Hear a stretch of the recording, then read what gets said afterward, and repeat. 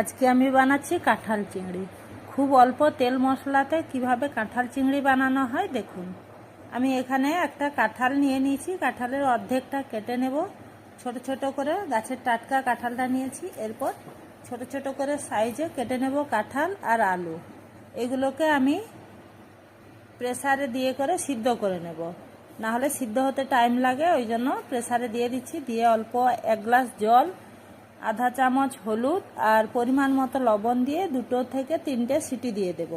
তারপর এখানে মশলাটা কষার জন্য আমি দিয়ে দেব সরষের তেল 2 চামচ, তারপর জিরে পাউডার, ধনে পাউডার, আর দিয়ে দেব একটা গোটা টমেটো, আর 2 চামচ এখানে আমি আদা রসুন পেঁয়াজ এর পেস্ট নিয়েছি। তারপর আমি 5 মিনিট ফ্রাই করে নেব।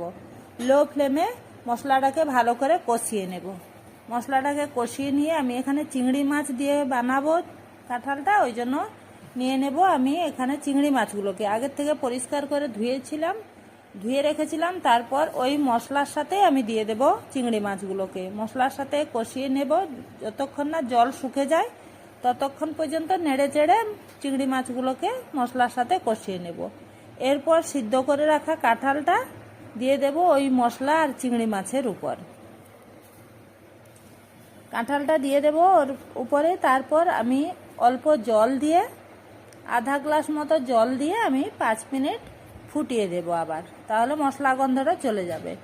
এরপর তৈরি হয়ে যাবে আমার কাঁঠাল চিংড়ি। দেখুন, খেতেও যেমনি টেস্টফুল, দেখতেও সুন্দর। আপনারা বানিয়ে দেখবেন, আর পছন্দ হলে লাইক শেয়ার করবেন বন্ধুরা।